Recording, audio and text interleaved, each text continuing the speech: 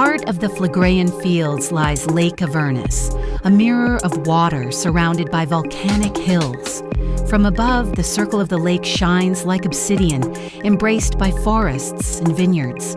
For the ancients, this was no ordinary lake.